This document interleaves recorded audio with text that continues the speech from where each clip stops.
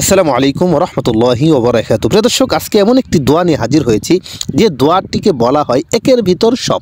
প্রিয় দর্শক, দোয়াটি হলো লা ইলাহা ইল্লা আনতা সুবহানাকা ইন্নী কুনতু মিনাজ জালিমিন। প্রিয় দর্শক, এই দোয়াটি আপনার কোন সমস্যায় কতবার পড়বেন এই বিষয়টি জানার জন্য আমাদের ভিডিওটি শেষ পর্যন্ত দেখার অনুরোধ থাকলো।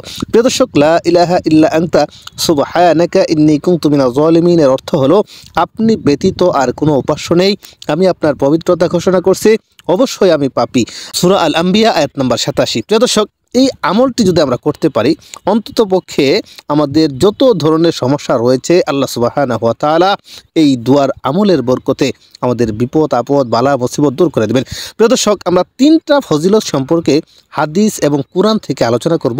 প্রথম নাম্বার ফজিলত হলো, এই আয়াতে আল্লাহ সুবহানাহু ওয়া তাআলা ইরশাদ করেছেন, আমি নবী ইউনূসের প্রার্থনা মঞ্জুর করেছি, তাকে দুঃখ থেকে মুক্তি দিয়েছি।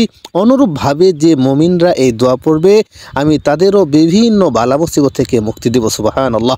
এই ঘোষণাটি আল্লাহ সুবহানাহু ওয়া তাআলা সূরা আল আম্বিয়ায় 88 নম্বর আয়াতে ঘোষণা দিয়েছেন। প্রিয় দর্শক, দ্বিতীয় নাম্বার ফজিলত হলো, এটা হযরত নবী করিম সাল্লাল্লাহু আলাইহি ওয়াসাল্লাম ইরশাদ করেছেন, যে ব্যক্তি হযরত ইউনূস আলাইহিস সালামের ভাষায় দোয়া করবে সে যে সমস্যায় থাকুক আল্লাহ সুবহানাহু ওয়া তাআলা তার ডাকে সাড়া দেবেন। তিরমিজি হাদিস নাম্বার 3505। প্রিয় দর্শক, আমরা যে তৃতীয় নাম্বার ফজিলত সেটি হলো, হযরত নবী করিম সাল্লাল্লাহু আলাইহি সাল্লাম ইরশাদ করেছেন, আমার ভাই ইউনূসের দোয়াটি খুব সুন্দর। এর প্রথম অংশ আছে কালিমা তাইবা, মাঝের অংশে রয়েছে তাসবিহ আর শেষের অংশে রয়েছে অপরাধের স্বীকারোক্তি। যে কোনো চিন্তিত, দুঃখিত, বিপদগ্রস্ত ব্যক্তি প্রতিদিন এই দোয়া 3 বার পাঠ করবে, আল্লাহ সুবহানাহু ওয়া তাআলা তার ডাকে সাড়া দিবেন।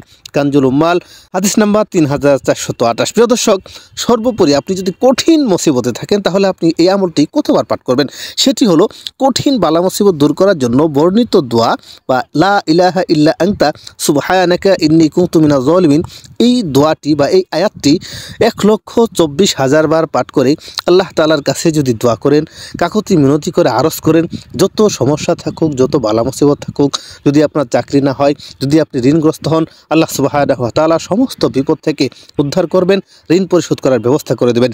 আল্লাহ তাআলা আমাদের সবাইকে এই আমলটি করার তৌফিক দান করুক। সবাই বলি আমিন। প্রিয় দর্শক, এই ছিল আজকের ভিডিও। আশা করি আমাদের ভিডিওটি আপনাদের কাছে ভালো লেগেছে। আমাদের ভিডিওটি যদি আপনাদের কাছে ভালো লেগে থাকে তাহলে আমাদের ভিডিওতে একটি লাইক করুন এবং বন্ধুদের মাঝে শেয়ার করুন।